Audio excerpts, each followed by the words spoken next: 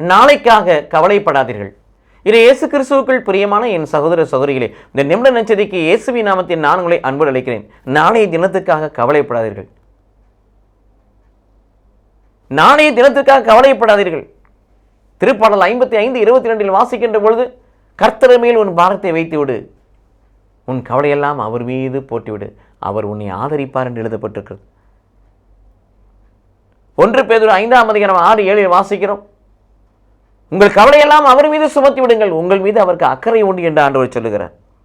திருப்பாடல் 138:8 வாசிக்கிறோம், ஆண்டவர் நமக்காக யாவற்றை செய்து முடிப்பார்.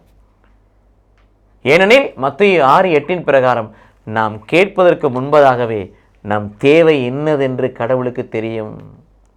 அந்த தேவை அறிந்த கடவுள், நம்ம விசுவாசத்தை பார்க்கிற கடவுள், அந்த ஏற்ற காலம் வருகின்ற பொழுது சபை உரையாளர் 3:11 வாசிப்பது போல, கடவுள் அதினதனே அதன் காலத்தில் நேர்த்தியாய் செய்வார் என்று சொல்லுகிறாரே, அந்த காலம் வருகின்ற பொழுது அவர்களுக்கு அதை செய்வார். கவலையெல்லாம் மாறும், நம் துக்கமெல்லாம் சந்தோஷமாய் மாறும். கடவுள் நம்மை ஆசீர்வதிப்பாராக. ஆமீன்.